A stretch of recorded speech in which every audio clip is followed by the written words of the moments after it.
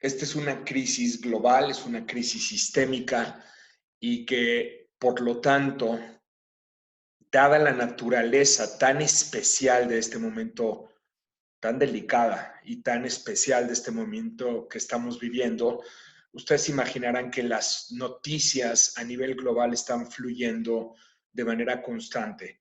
No hay forma de llevar el paso de tantas noticias, de tantos países, de tantas situaciones al mismo tiempo.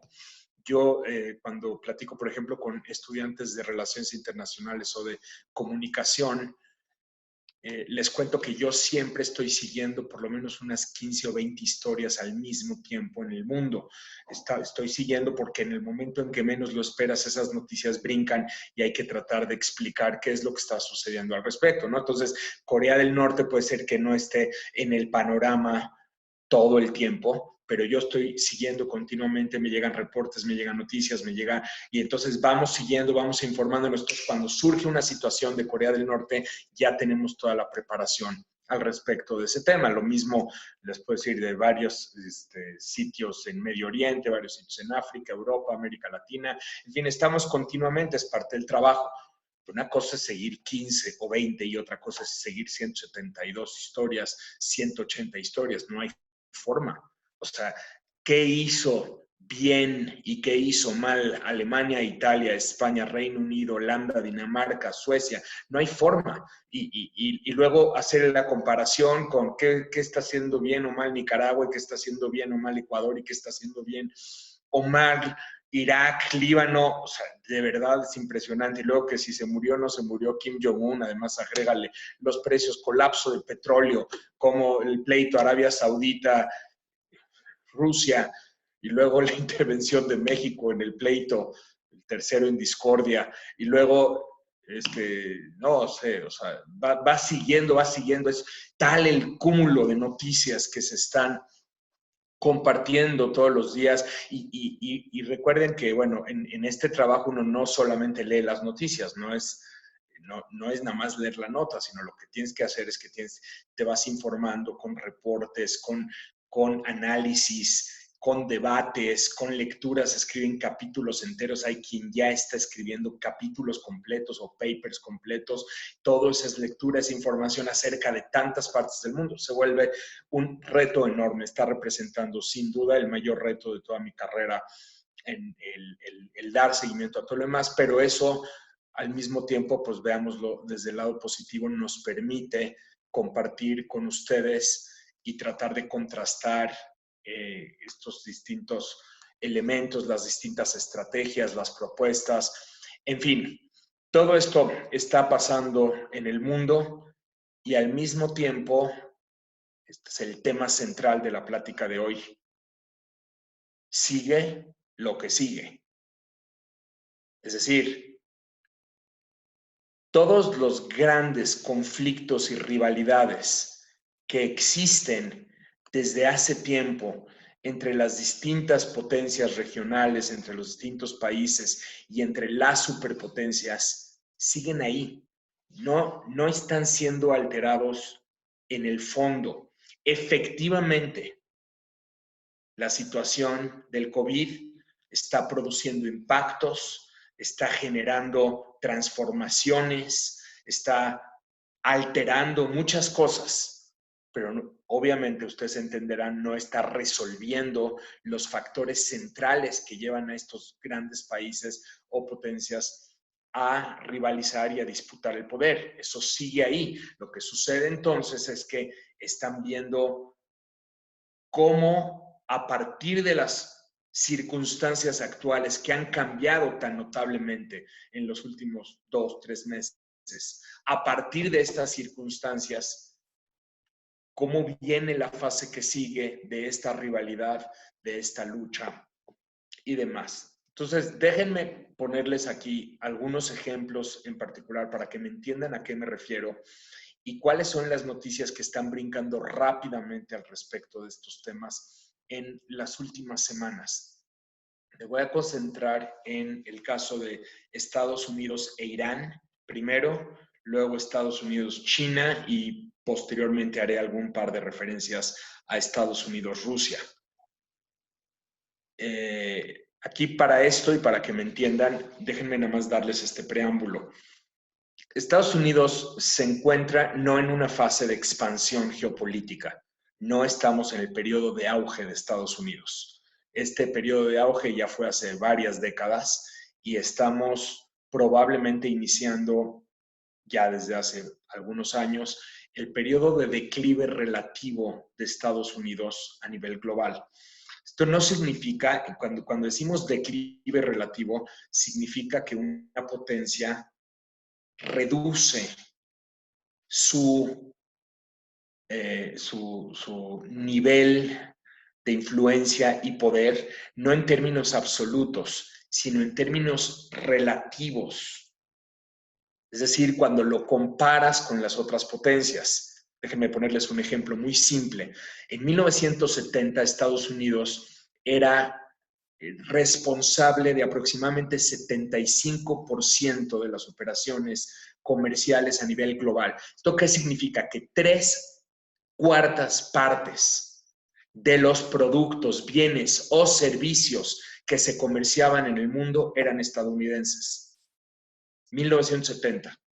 Hoy en día, no es que Estados Unidos comercia menos cantidad, no es que produce menos cantidad que en 1970, produce muchísimo más, comercia muchos más dólares, comercia muchos más productos. Sin embargo, estos productos están muy lejos de representar 3/4 partes del globo, de las operaciones comerciales en el globo. Esta cantidad se reduce relativamente en términos porcentuales. Estados Unidos hoy en día comercia alrededor de 1/10 parte de los bienes y servicios que se producen y consumen a nivel global. Entonces, Estados Unidos perdió no cantidad total de dólares a comerciar, sino que Estados Unidos pierde un peso relativo en el comercio mundial. ¿Entienden? Si nos vamos a otros rubros, o sea, les hablé del comercio internacional, podríamos hablar de muchos otros, vamos a ver a qué nos referimos y vamos a entender qué significa esto, que Estados Unidos viene en fase de repliegue. Básicamente, Estados Unidos es una potencia que gasta, esto le ha pasado a todos los poderes a lo largo de toda la historia.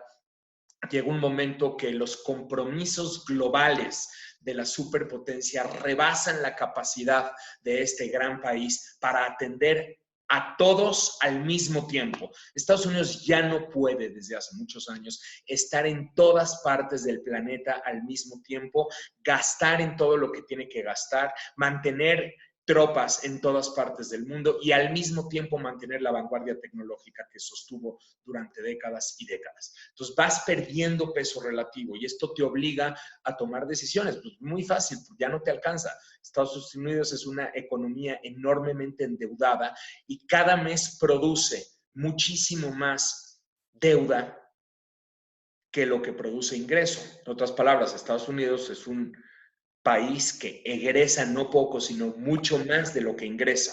Y esto implica que Estados Unidos es el país con mayor cantidad de deuda de todo el planeta. No en términos relativos, sí en términos absolutos. Un país muy endeudado. O sea, Estados Unidos debe aproximadamente 100%, un cacho más arriba del 100% de su Producto Interno Bruto, que es el mayor Producto Interno Bruto de todo el mundo, de toda la historia. O sea, es una deuda verdaderamente monumental. Si Estados Unidos tiene que intervenir físicamente, militarmente, en Irán o en Afganistán o en cualquier otra parte del mundo, no, que Estados Unidos mande tropas a Venezuela. Perfecto. La primera pregunta inmediata es, ¿con qué dinero se paga? O sea, si tú ya estás produciendo deuda, tienes que responder esa pregunta. Porque si tú vas a generar deuda para pagar esa intervención, entonces estás perdiendo un pedacito de poder. ¿Con quién te endeudas? Es la siguiente pregunta. El mayor tenedor de bonos del Tesoro estadounidense es China. En otras palabras, ahora resulta que para poder atacar a Irán vas a tener que endeudarte con China. Esto en términos de poder es muy delicado porque significa que tu país deja de tener la capacidad de estar en todos lados al mismo tiempo y por lo tanto tienes que priorizar. Y al priorizar significa que tienes que replegarte, no puedes estar en todos lados, necesitas retirar tropas de acá, necesitas reducir operaciones acá, necesitas reducir operaciones allá. Esto va generando vacíos y estos vacíos son percibidos por otros poderes en el mundo. Mientras tanto, otros países van creciendo en capacidad y en voluntad, y hay otros países que no necesariamente crecen en capacidad, pero sí en voluntad. En este último caso, por ejemplo, está Rusia, ¿no? Rusia no es un país ni con mucho cercanamente económicamente con el poder de Estados Unidos. No tiene tampoco la capacidad militar de Estados Unidos, pero lo que sí tiene es mucha determinación y mucha voluntad de usar esa fuerza y de demostrar poder y proyectar poder en las zonas que a Rusia le interesa. Entonces, frente al vacío percibido de Estados Unidos, específicamente pensemos en Siria. Viene la guerra civil siria, Estados Unidos con Obama, no con Trump, toma la decisión de no puedo mandar tantas tropas porque no es prioritario y porque no tengo la capacidad y porque en este momento no voy a ocupar tantos espacios como lo hice en el pasado y por otros motivos. El caso es que Estados Unidos decide no mandar tantas tropas a Siria, sí manda, pero manda 2,000 tropas. Esto produce un vacío porque 2,000 tropas no es nada. Ese vacío es llenado por alguien como Rusia, quien además de ser aliado de Bashar el-Assad, decide dar un mensaje de determinación y de fuerza y de ocupar el espacio que no está ocupando Estados Unidos. Entonces, hay 2,000 tropas de Estados Unidos y hay una intervención rusa masiva. Ya tenía Rusia una base naval en esa zona, ahora tiene una base aérea, bombardeos todos los días y un poder que obliga a que todos los poderes de la zona ahora tienen que negociar con Rusia, no con Estados Unidos, porque luego además de todo llega Trump y Trump pensando en America First, lo que dice Trump es vamos a retirarnos de todas estas guerras lejanas, ajenas y costosas que no dan nada ni ofrecen réditos a la superpotencia. Y entonces, en una política aislacionista, empieza este repliegue de tropas y empieza a decir vamos a negociar con los talibanes y vamos a sacar las tropas de Afganistán y ahora frente a los sucesos de Irak, pues vamos a sacar las tropas de Irak y entonces repliegue y esto genera vacíos que están siendo ocupados, les digo, en esa zona, por ejemplo, por Rusia. En la zona de Asia-Pacífico, estos vacíos son ocupados por la potencia de la zona, que es China. China es, además de todo, la segunda economía del globo, tiene mucha más capacidad económica que Rusia, está robusteciendo su capacidad militar y nuevamente muestra la determinación de ocupar espacios. Va expandiéndose paulatinamente en los mares colindantes, ocupando islas, islotes, arrecifes, estableciendo bases militares, incluso en mares en disputa, en una zona que tradicionalmente Estados Unidos dominaba. ¿Por qué la dominaba Estados Unidos? Bueno, no la dominaba en el sentido del colonialismo del siglo XIX, de que Estados Unidos tenía colonias ahí, sino que Estados Unidos desde la Segunda Guerra Mundial se convierte en la potencia naval del Pacífico.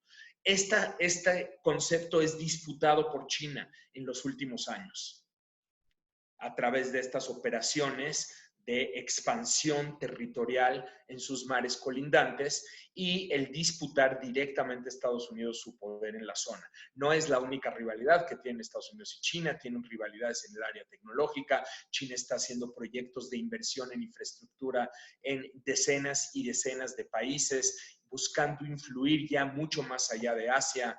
En fin, hay una rivalidad creciente. Existen también entre estas potencias, Rusia, Estados Unidos, China, Estados Unidos, existe una ciberguerra brutal que consiste no solamente en espionaje, hackeo, el robo de información y operación de áreas críticas de infraestructura para los distintos países a través de todo el ciberespacio, ataques, ciberataques, sino también una masiva campaña de información.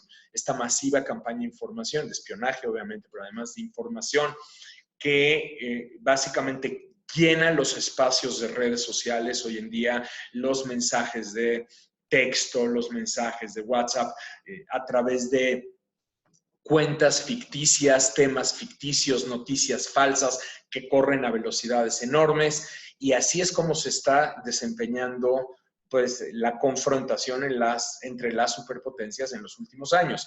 Se sabe, ha sido muy famosa la intervención rusa en las elecciones estadounidenses, precisamente a favor de Trump. Esto ocurre en 2016, pero del 2016 a la fecha, todo esto ha tenido contraataques también por parte de Estados Unidos y luego por parte de Rusia en otras elecciones, y luego China en contra de Estados Unidos, luego Estados Unidos contra China. Son áreas de intervención muy como por debajo de la mesa, ¿no? Que se están combatiendo todos los días. Ahora, ¿qué sucede bajo la pandemia y bajo la situación actual? El primer elemento que sucede es que esto que les estoy platicando no es que ya queda resuelto. No queda resuelta la confrontación entre Estados Unidos, Rusia, Estados Unidos, China. Lo que sucede básicamente es que ahora tenemos nuevos elementos que añadir a todo este conglomerado de situaciones que teníamos. ¿Por qué? Porque sin duda China está enormemente afectada, sin duda, no les quepa la menor duda al respecto, ahorita vamos a platicar de eso. Estados Unidos está brutalmente afectado, no sabemos hasta dónde y no entendemos hasta dónde, y otros países también. Rusia se sabe que está muy afectada. Y el otro país que yo quería tocar en esta charla, el caso de Irán, sobre todo por las noticias de esta última semana, ¿no? ¿Qué pasa con Irán? Bueno, Irán fue una noticia muy importante al inicio de este año. Por cierto, una cosa que no comentamos, Viridiana, un favorzote. Al final me gustaría dejar un espacio para preguntas-respuestas. La forma como lo hemos hecho más exitosamente, en lugar de que nos alcen la mano, la forma más exitosa para poderlo hacer es que me ayuden a colocar sus preguntas en el chat. Tú me seleccionas algunas y dejamos un tiempito para poder platicar. ¿Te parece, Viri? Por favor. Claro que sí, Mauricio. Ok, sigo. Entonces, Irán, recordemos que a inicios de este año hubo una confrontación ya directa entre Estados Unidos e Irán. No puedo darles toda la plática, esa sería toda una plática. Básicamente, resumirlo así, Irán desde hace muchos años considera vital para sus intereses y para proteger su posición en la región la necesidad de expandir sus operaciones, incrementar su influencia en países colindantes, en todo lo que se conoce como el eje chiita, o sea, dentro de la división del Islam, dentro del eje chiita, que incluye Irak, incluye Siria, sobre todo porque el gobierno de Siria es comandado por miembros de una secta que se conoce como el alawismo, que es una subsecta del chiismo. En Líbano, a través de su brazo, que es armado y que también es político, Hezbollah, también una rama chiita, apoyada por Irán, milicias pro-iraníes en Irak, que son también chiitas, y claro, a través de los hutis en Yemen, también estableciendo algo que se conoce como el creciente chiita, ¿no? Una media luna que viene desde el Líbano, que llega en Yemen y que incluso llega a tocar Palestina. Jamás, no porque jamás sea chiita, sino porque tiene influencia de Irán, financiamiento de Irán, la yihad islámica también. En fin, esta expansión de la influencia iraní, económica, militar, política, en buena medida orquestada y operada por el general Soleimani, entra de manera natural en conflicto con Estados Unidos directamente o bien con los aliados de Estados Unidos, como por ejemplo Israel, Arabia Saudita y otras potencias aliadas de Arabia Saudita. Entonces, esto va a generar un choque regional que se manifiesta desde mucho antes de Trump en toda la zona. Y estos choques tienen momentos de confrontación muy elevados, tienen ataques, tienen guerras y situaciones que han generado enorme conflictividad en la zona. Pero no habíamos visto una confrontación directa entre Irán y Estados Unidos. A inicios de este año sí la vimos. Y esto obedece en parte al abandono por parte de Trump del acuerdo nuclear que había firmado Estados Unidos y otras potencias con Irán, la decisión de Irán de empezar a ejercer más presión sobre Estados Unidos y sobre sus aliados, y entre más presión se empieza ejerciendo, pues naturalmente se van generando todas estas tensiones a las que hago referencia. Y estas tensiones empiezan a escalar de manera muy fuerte hacia el verano del año pasado. Hacia... Sí, las plegadizas y las regalejas y las... Perdón, ok, sigo. Si pueden colocar en mute sus micrófonos, se los vamos a agradecer muchísimo. Entonces decía, estas tensiones se incrementan hacia el verano del año pasado, hacia el otoño del año pasado, y llegan a un punto ya y de espiral enorme hacia invierno del año pasado, y específicamente en enero Estados Unidos toma la decisión, aquí sí es una decisión de Trump, directamente de asesinar a uno de los hombres más importantes en Irán, concretamente el general en cuya espalda estaba toda esta serie de operaciones que les acabo de platicar, el general Soleimani. Era como el gran arquitecto de todas estas operaciones. Estados Unidos decide acabar con él, y además con líderes de milicias chiitas proiraníes que operan en Irak.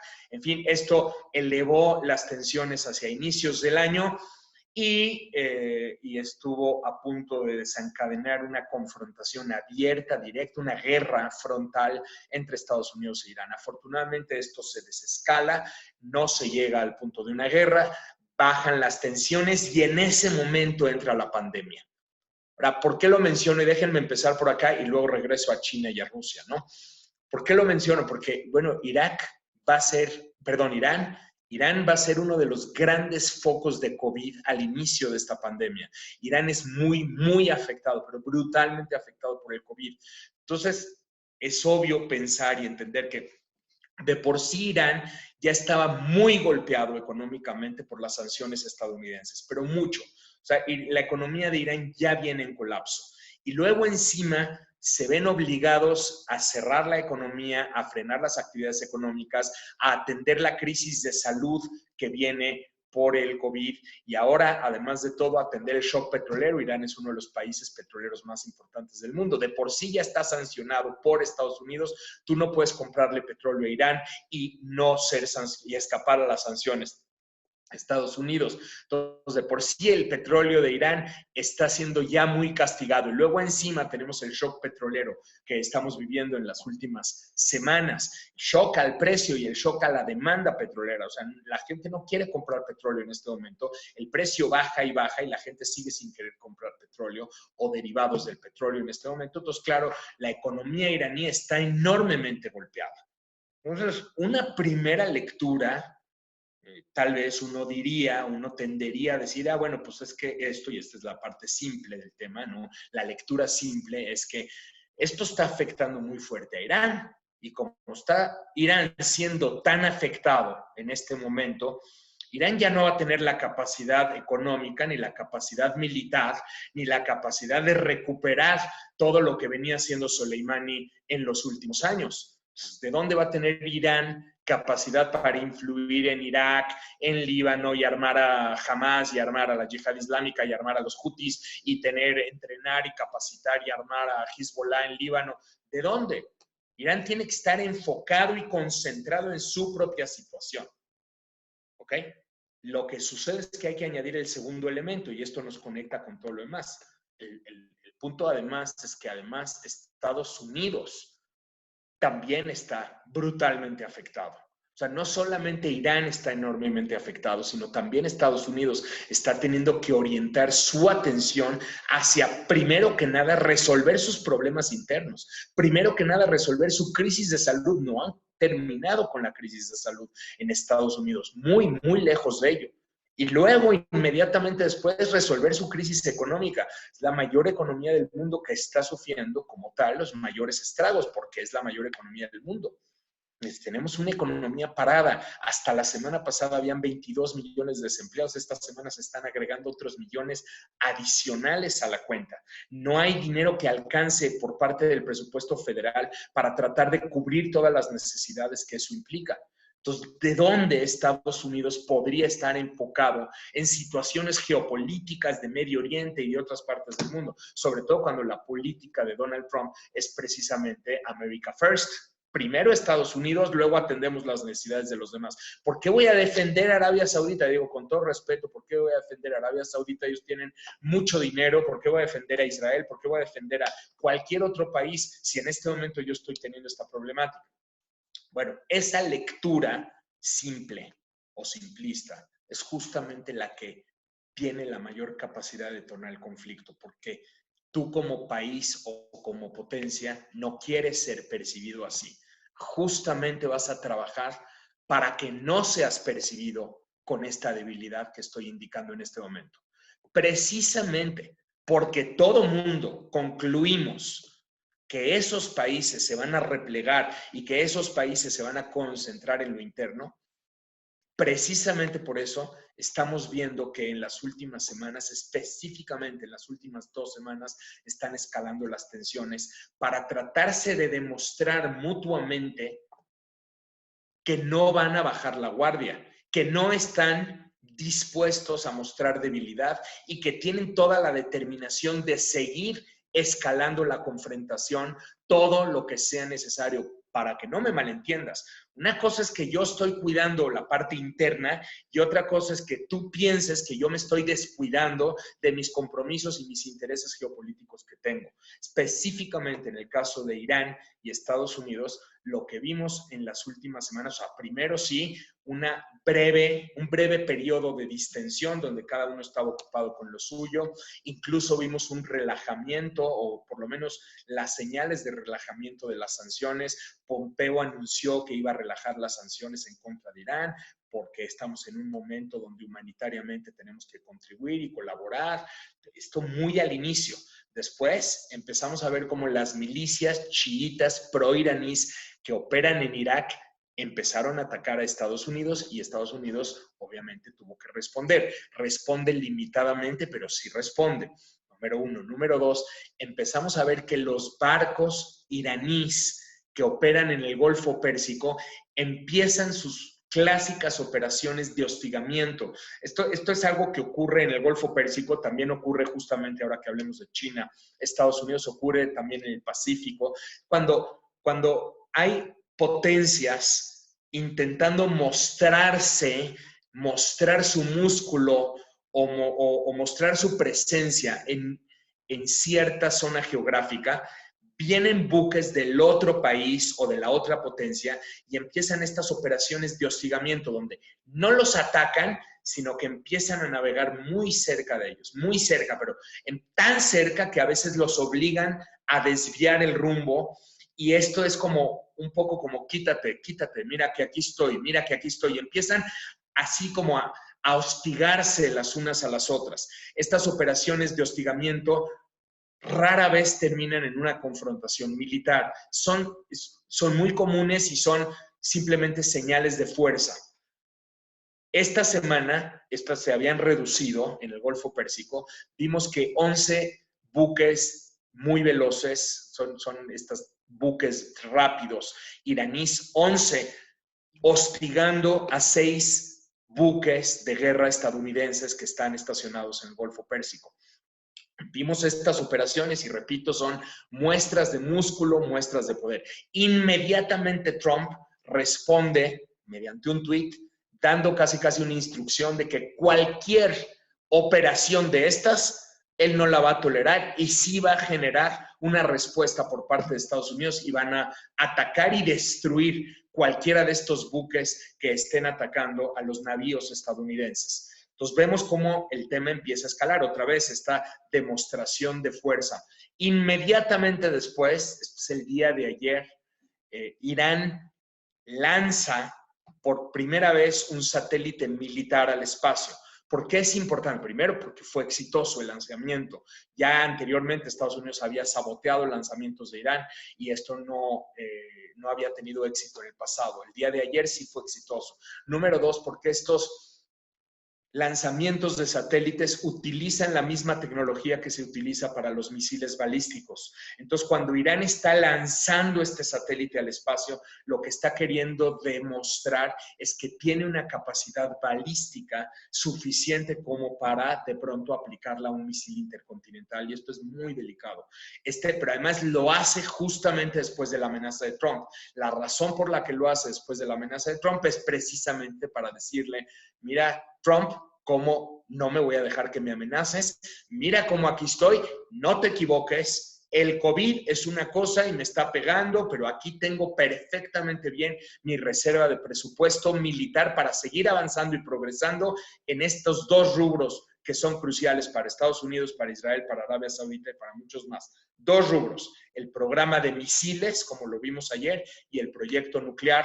No olvidemos que a inicios de año Irán ya tomó la decisión de desconocer cualquier compromiso que tenga respecto al pacto nuclear, del cual, por cierto, Estados Unidos ya se había retirado anteriormente. ¿Qué nos dicen estos incidentes? Antier, ayer, la semana previa. ¿Qué nos están diciendo? Lo que nos están diciendo es justo lo que le estoy tratando más o menos de transmitir, que precisamente por esa percepción que puede prevalecer de que las potencias están entrando en una fase de debilidad por el COVID, precisamente por eso las potencias se sienten orilladas a demostrar lo contrario y a demostrar que de ninguna manera están queriendo bajar la guardia. Entonces tenemos el caso de Estados Unidos-Irán. Ahora, déjenme hacerles este paralelo con China porque está bastante similar la situación. Con China tenemos una confrontación, les digo yo, que viene ya desde hace muchos años, confrontación que se ha manifestado a través de la guerra comercial entre Estados Unidos y China, se ha manifestado a través de la guerra tecnológica contra Huawei y otras empresas de tecnología china, se ha manifestado a través de su rivalidad en cuanto a proyectos de infraestructura económica en todo el globo, se ha manifestado a través de todo este hackeo, ciberespionaje, ciberataques, a través de todas estas operaciones de China de expansión en sus mares colindantes y las operaciones de los barcos estadounidenses intentando desafiar a China y a través de toda esta guerra informativa que les venía yo platicando. Bueno, esto, si bien otra vez vemos ciertas semanas de distensión y vemos como que el impacto del coronavirus primero fue, a ver, déjame entender a qué me estoy enfrentando, déjame ver cómo le hago, déjame ver si realmente esto empieza a propagarse como están diciendo, déjame ver cuál es el efecto económico. Esto empieza a evolucionar a tal grado que nuevamente tenemos grandes análisis, grandes textos y sobre todo los grandes reportes de distintas agencias en el sentido de que efectivamente China está enormemente afectada y al mismo tiempo Estados Unidos está enormemente afectado, lo cual pudiera derivar en una distensión. O sea, es lógico pensar, o sería lógico pensar, que si estamos afectados los dos, más nos vale en este momento ponernos de acuerdo, tratar de encontrar una tregua en la guerra comercial, no como el pacto que firmaron el año pasado, que en realidad no distiende en su mayor parte la guerra comercial. La guerra comercial sigue y sigue con enormes estragos en la economía china y en la economía estadounidense. Sería momento, uno diría, ya es momento de bajar los ánimos y encontrar una tregua en esa guerra comercial porque la situación es propicia para ello. Y es más, sería propicio en este momento encontrar acuerdos en todos estos otros ámbitos que yo les estoy mencionando. Es la lógica, ¿no? Porque la debilidad, pues están exhibiendo los dos. Sin embargo, lo que hemos visto es precisamente lo contrario. Los chinos se están dando cuenta que los estadounidenses han percibido una notable debilidad en ellos, porque efectivamente la economía china está muy golpeada. Entiendan esto, a ver, vamos a hablar nada más de números para que lo puedan entender. Uy, ¿me están escuchando? Es que como que se me... Sí, te escuchamos perfecto.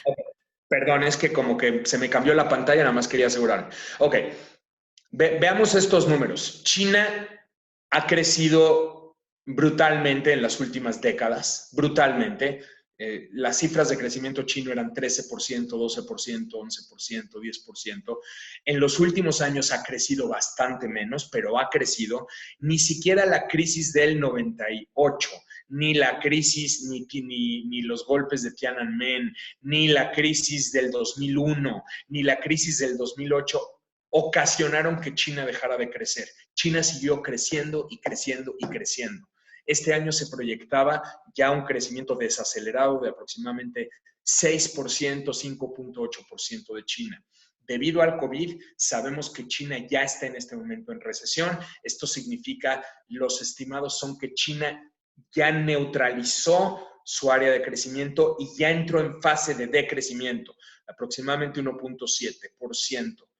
Quiero que entiendan la gravedad de esto. China no es Estados Unidos porque no tiene la población de Estados Unidos. China necesita estar creciendo cada vez más porque se empieza a incorporar cada vez más clase media a su población económicamente activa, y China requiere estar creciendo a altas tasas para generar el empleo que necesita su propia dinámica de crecimiento. Entonces, que China haya entrado en recesión, de verdad es una materia de estragos. Es brutal. Es brutal en muchos sentidos. Además, no se nos olvide de los millones de desempleados que esto está generando. En China, por cierto, no tenemos cifras, nunca tenemos cifras reales. El gobierno dice que estamos hablando de 6, 7 millones de desempleados. Algunos estimados hablan de 27, 28, 29 millones de desempleados. Otros ya incluso hablan de bastantes decenas de millones de desempleados más que eso, porque las empresas chinas se encuentran en un momento tal que, si bien ya pueden recuperar su actividad económica y pueden empezar a producir de nuevo, no tienen a quién venderle porque el mundo está parado. Entonces, no son, o sea, hay un shock en este momento de la demanda, no solamente el shock de la oferta. No están siendo demandados los productos chinos. Las cadenas de abasto, o sea, los chinos producen muchas partes para poder fabricar productos que luego nosotros terminamos consumiendo. Estas partes no están siendo demandadas en este momento porque no están siendo demandados los productos. La economía del mundo está parada y por lo tanto China está brutalmente afectada por ello. Esto genera, otra vez, una percepción en varios de que China está perdiendo poder y China necesita producir la percepción contraria. Al mismo tiempo, Estados Unidos, ya lo dije, la mayor economía del mundo, está sufriendo estragos económicos. Muchos están diciendo, o sea, ustedes pueden leer los análisis, ahí están, los análisis dicen, es que esto le va a costar a Estados Unidos el liderazgo global, esto le está costando a Estados Unidos, no se va a poder reponer económicamente, no va a poder invertir en geopolítica como lo había hecho en otros momentos de la historia, esto tiene un costo enorme.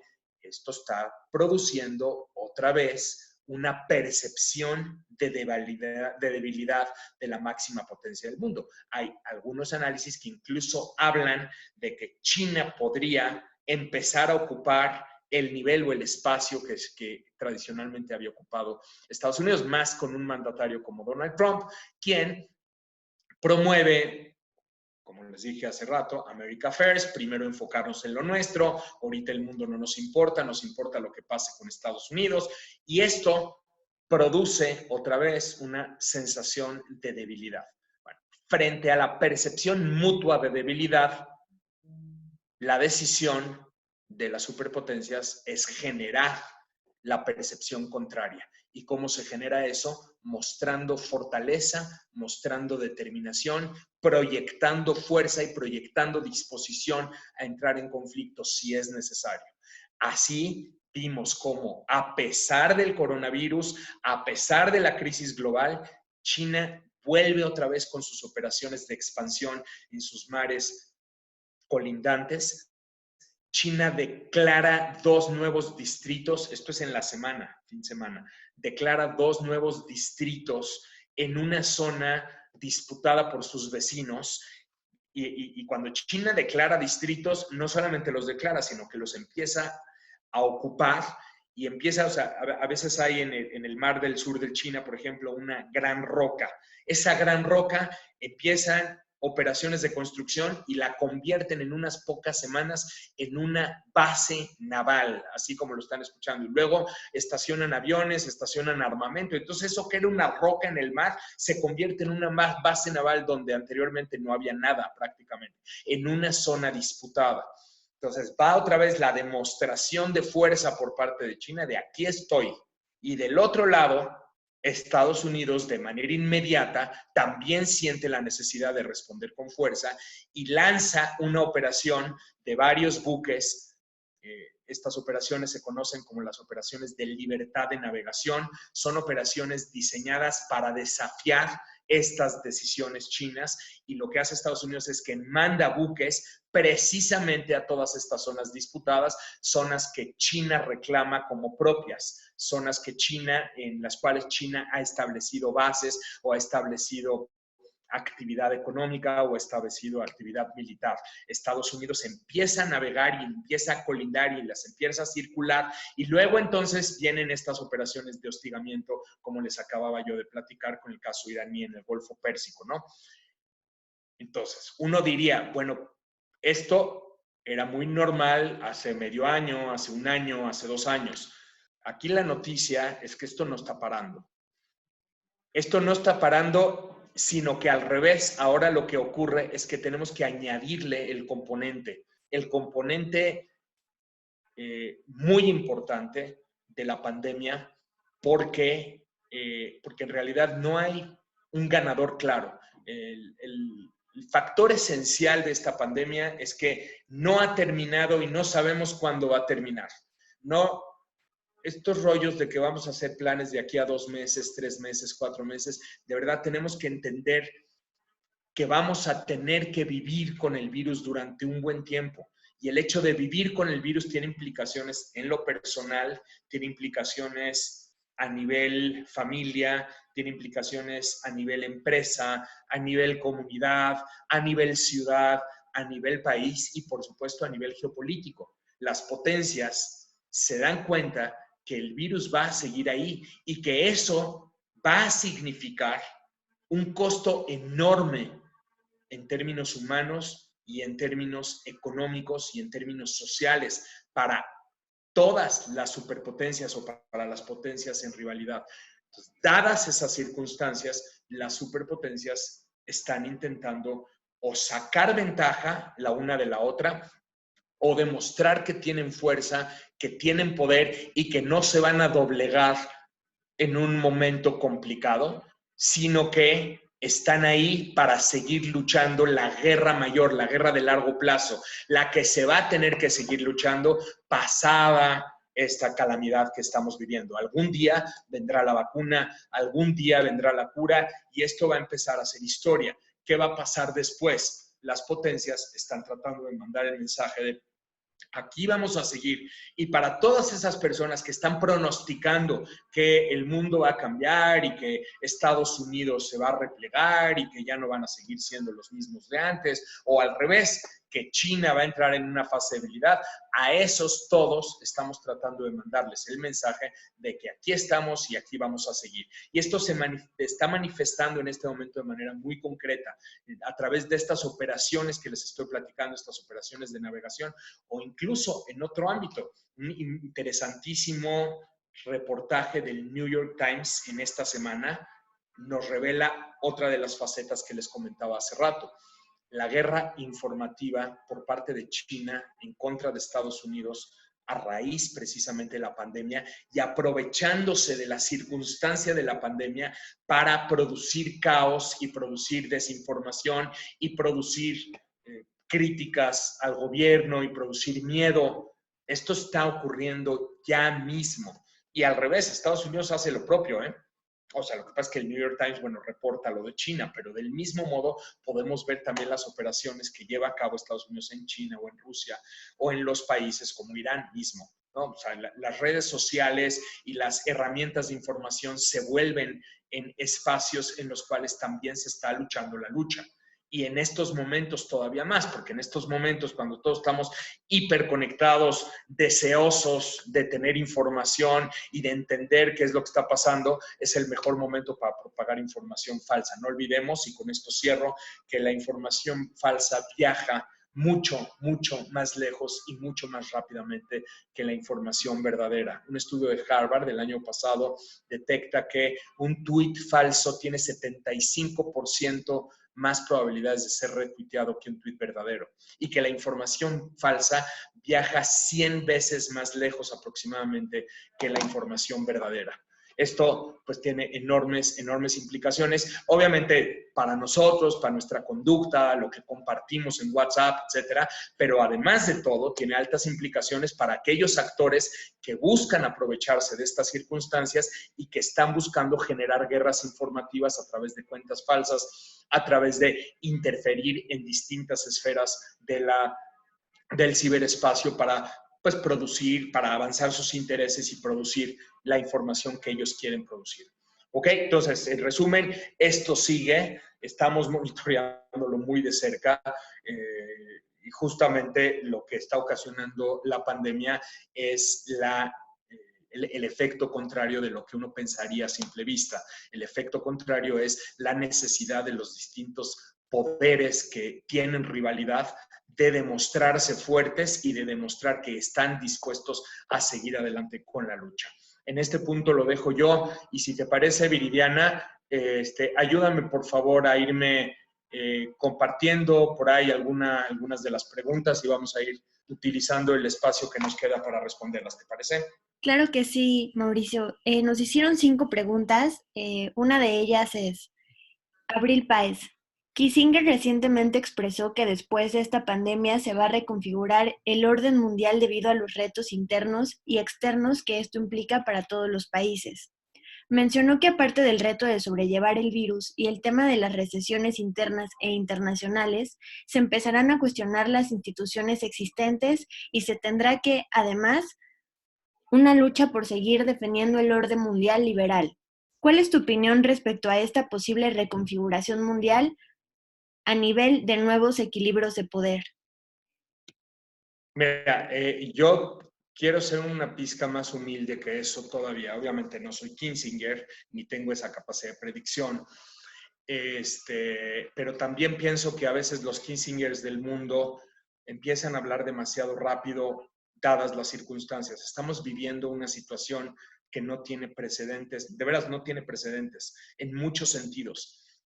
Económicamente estamos ya superando a la crisis del 29 y probablemente se convierta en una de las mayores crisis económicas de la historia. Entonces, cuando tú no tienes un parámetro histórico con el cual compararlo, lo primero que tienes que hacer es espérame tantito a entender y dimensionar el tamaño de lo que estamos viviendo. En segundo término, esto está teniendo efectos, obviamente, a la salud, está teniendo efectos sociales, efectos en el comportamiento humano que todavía no entendemos. O sea, mi punto de vista es que tenemos primero que reconocer que todavía no estamos entendiendo muy bien hacia dónde estamos caminando por la razón básica de que no sabemos hasta dónde va a llegar esto. Sí sabemos que hay algunos países que ya lograron aplanar su curva y que están reduciendo esa curva y que están empezando apenas a reactivar sus economías. Primero, son unos cuantos países. Segundo, vamos a ver cómo sucede su reactivación económica. Vamos a ver qué sucede con los siguientes brotes y si no tienen que volver a frenar sus economías posteriormente.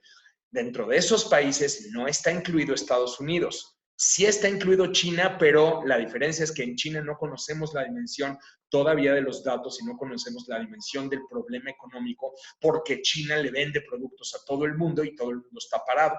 Por lo tanto, si no conocemos la dimensión del problema ni conocemos la salida, yo todavía no me puedo aventurar a decir quién va a salir más afectado que el otro. O sea, es todavía demasiado aventurado decir, esto le está pegando más a Estados Unidos que a China.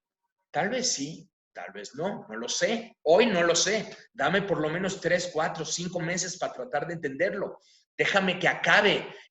Déjame que acabemos de ver el número de desempleados en los dos países y ver cuál es la afectación en China. El pronóstico en China va a ser todavía reacomodado, reajustado. El pronóstico en Estados Unidos va a ser reajustado. Entonces, ¿qué proyección tenemos? Hay varios escenarios. En un escenario se mantiene la configuración global como la tenemos hoy. En otro escenario, China recupera más poder que el poder que tiene Estados Unidos y efectivamente podemos empezar a ver una especie de liderazgo chino. En otro escenario, Estados Unidos logra al final del camino recuperarse y reposicionarse todavía por encima de China. Y en otro escenario, todos salen tal golpeados que vemos una disrupción global y que no necesariamente termina en un orden mundial, sino en un desorden que no sabemos muy bien a dónde termina. En todos esos escenarios hay variantes. Lo acabo de como esquematizar muy brevemente. ¿Hacia cuál de estos escenarios nos dirigimos? Yo no lo sé. ¿Por qué no lo sé? Porque esto no ha terminado, porque estamos en medio, porque todavía no entendemos la dimensión económica, ni en China, ni en Estados Unidos, ni en Rusia, ni en Europa. No entendemos la dimensión económica de toda esta situación. Por lo tanto, obviamente yo leo con mucha atención a Kissinger y a muchos más. Yo estoy un poquito más cauteloso para tratar de entender hacia dónde vamos y en qué camino estamos. Creo que necesitamos no uno ni dos, sino varios meses más, si no es que años, para entender realmente cómo se van a generar esas reconfiguraciones. Adelante, Viridiana. Ok, Mauricio, nos están llegando muchas preguntas, entonces esperemos que las podamos resolver todas. No, imposible. Yo creo que, bueno, para no distraer a todos, yo te sugiero que tomemos unas 2 o 3 más, ¿te parece? Ahí más o menos, para más o menos tener el tiempo, ¿no? Ok, voy a tratar de escoger algunas de las primeras también. Ok. Sara Romano nos pregunta, ¿qué pasaría con las tres potencias en caso de que Kim Jong-un muera por problemas de salud? Bueno, es que ese es ese es un tema para otra plática completa. El tema de Corea del Norte es fascinante. No sabemos realmente otra vez, a partir de toda esta información que se corre y que se empieza a generar en redes, ya la estaban dando por muerto cerebral. Yo en este caso, por cierto, monitoreo muy de cerca Corea del Sur, los medios en Corea del Sur y específicamente el Ministerio de Reunificación de Corea del Sur, que es el que más información más certera tiene. Si a mí el Ministerio de Reunificación de Corea del Sur me da una noticia, normalmente yo tiendo a creerle, me explico por qué. De lo contrario, estamos ante un cúmulo de información que no tenemos base para verificar la severidad de esta situación. El caso de Corea del Sur, en caso de su muerte, la primera variable que vamos a tener que responder es la dimensión interna, porque no sabemos internamente qué va a suceder. No hay una línea de sucesión que esté clara. Kim Jong-un es demasiado joven y no ha dejado una línea de sucesión clara. Sí sabemos que permitió que dentro de la dinastía Qin haya una sucesión, pero no sabemos si la sucesora sería su hermana, también una persona muy cercana a Kim Jong-un, o bien si lo que vamos a tener internamente es una sucesión de un número de personas que van a establecer una especie de consejo de gobierno en lo que se genera una transición. Seguramente va a haber una lucha de poder interna. En el caso de Corea del Norte, el país que más injerencia tiene y más influencia y capacidad de manejo es China, porque China es el principal proveedor, es el principal cliente, es el principal sostén del régimen de Kim Jong-un. Entonces, muy probablemente China va a intentar hacer todo para que el régimen no caiga, porque China necesita tener ahí un colchón entre su país y Corea del Sur. China no quiere tropas estadounidenses en su frontera. Entonces, muy probablemente China va a hacer todo lo posible por apoyar a un régimen que pueda sostener las condiciones bajo esas circunstancias. Estados Unidos va a seguir en lo mismo. Aquí el punto principal es que Corea del Norte ha estado avanzando muy velozmente hacia la nuclearización. Corea del Norte ya cuenta con misiles intercontinentales balísticos capaces de llegar a Estados Unidos. Eso hace que una guerra con Estados Unidos sea más improbable porque pues, Estados Unidos podría salir enormemente dañado, fuera de que además Corea del Norte podría destruir rápidamente una buena porción de Corea del Sur y esto tendría repercusiones muy, muy considerables. Entonces, a mí me parece que dada un escenario de muerte de Kim Jong-un, a todas las partes les va a convenir una relativa estabilidad, no la inestabilidad ni el colapso, porque va a ser muy complicado que China permita que una situación así suceda y no sabemos qué podría suceder a una situación como esas, ¿ok? Les dejo aquí el tema de Corea del Norte, eso solito sería tema para una plática completa. Ok, Mauricio. Otra pregunta más que la vemos muy interesante. De Raúl Flores. ¿Cuál es la posición de Europa, Francia, Alemania, etcétera, respecto a China y otros países asiáticos que han logrado contener de mejor manera el virus, a costa de libertades que en Europa son fundamentales? ¿Podría haber una reacción en contra de los derechos occidentales? Eso es uno de los grandísimos debates que han ocurrido en muchas partes del mundo, incluidos varios países occidentales. Yo los invito de verdad al respecto a leer el texto de Yuval Harari que publica en Financial Times. Y Yuval Harari, pues siendo israelí, vive lo que se vive en Israel y lo vive de manera muy cercana y entonces pone precisamente ese debate sobre la mesa, ¿no?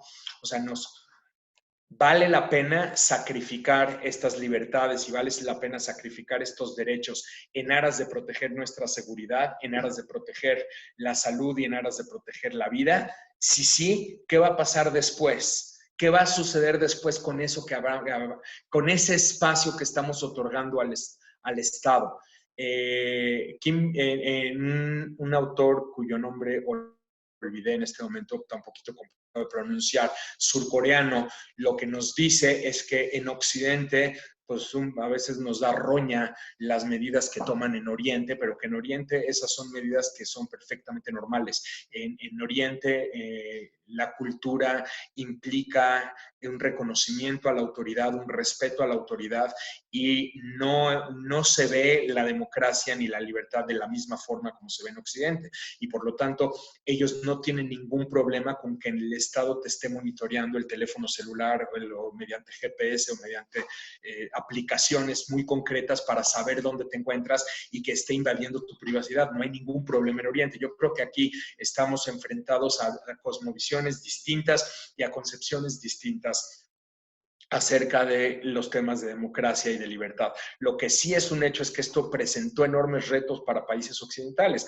Algunos países, como por ejemplo algunos de los nórdicos, Suecia, lo vimos en Suecia y lo hemos visto en otros países de la zona, tomaron la decisión de dejarlo en las manos de los ciudadanos. O sea, si tú te quieres quedar en tu casa, te quedas en tu casa. Si quieres ir y abrir tu negocio, vas y abres tu negocio. Muy en esta lógica nórdica de permitirle a las personas que decidan. Esto va a llevar una serie de contagios y Suecia está dispuesta a pagar el precio que tienen esos contagios. También ha recibido crítica Suecia al respecto, ¿no?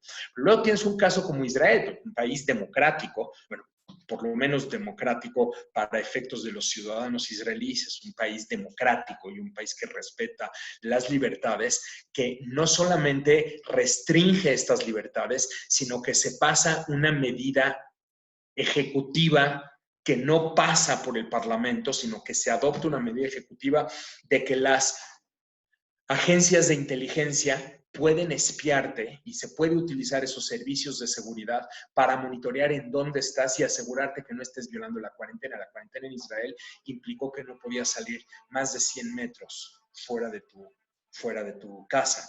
Y entonces las agencias de inteligencia te están espiando y la sociedad aparentemente lo está permitiendo. Entonces, ¿hasta qué punto se puede permitir eso, no?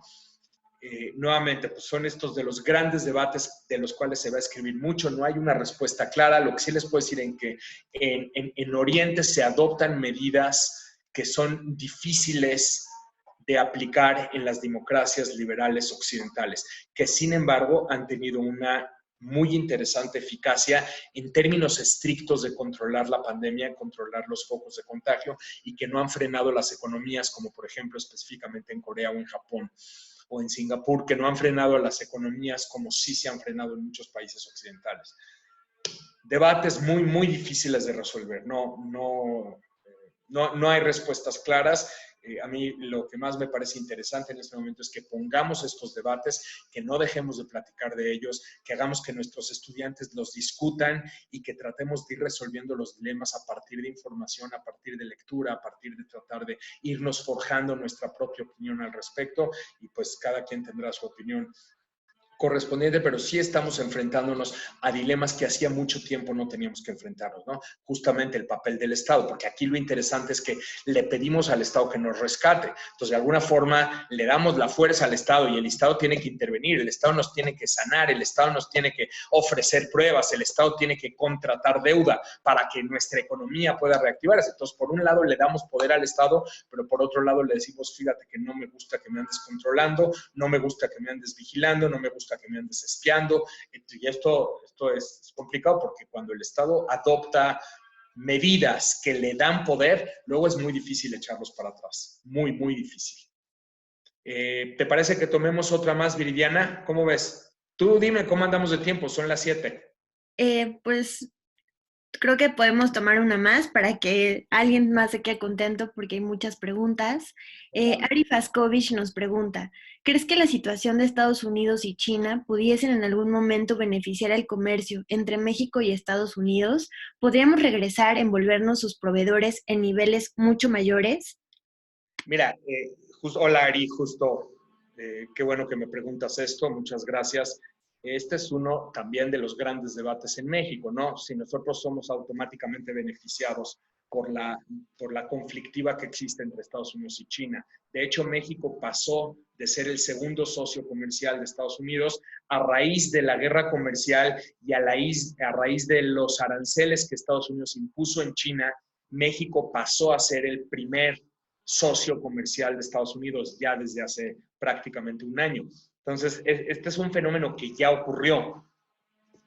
Lo que pasa es que hay que mirar más allá y esta es la parte que es más complicada de todo. Puedo entender que en el corto plazo nos beneficiamos y puedo entender que muchos fabricantes estadounidenses o comerciantes estadounidenses o negocios en Estados Unidos puedan necesitar de los servicios o los bienes producidos en México, o bien optar por trasladar plantas productivas a México, trasladar fases de la producción a México, y en este sentido, en el corto plazo, definitivamente, pues sacamos palomita, nos beneficiamos, agarramos un área de oportunidad, tontos si no lo hacemos. Pero aquí el tema va más allá. El problema mayor respecto a la guerra comercial de Estados Unidos y China es que estamos retornando a momentos en el pasado cuando la conducta entre las naciones no estaba regulada. No significa que esté hoy en día regulada del todo, ni significa tampoco que todos los países hagan caso a las reglas internacionales. Pero sí, a partir de una serie de experiencias traumáticas que hemos vivido, por cierto, esta que estamos viviendo ahorita es una experiencia traumática colectiva, es un trauma colectivo. A partir de estas experiencias traumáticas, como humanidad, entendimos que era necesario, por lo menos, tratar de poner ciertas reglas a la conducta de los países. Creamos determinadas instituciones, nos pusimos de acuerdo en algunas de las reglas, no sin dificultad, y no nos hemos puesto de acuerdo en todo, pero en muchas cosas sí nos hemos ido poniendo de acuerdo y establecimos ciertas normas a nivel internacional que tienen que ser cumplidas. Cada vez que yo le impongo el arancel a un país brincándome las normas internacionales, estoy dañando este sistema de derecho internacional tan frágil y en el cual países como el nuestro tanto recargan, porque porque nosotros no somos las grandes potencias que se pueden imponer por la fuerza. Y nosotros sí necesitamos ese derecho internacional. Por eso hemos sido líderes en la creación de ese derecho internacional. Nuestro país, países como Chile, países como Perú, hemos sido líderes en la regulación de la conducta de los países y en el fortalecimiento al multilateralismo y a las instituciones que tratan más o menos de ir regulando lo que sucede a nivel global.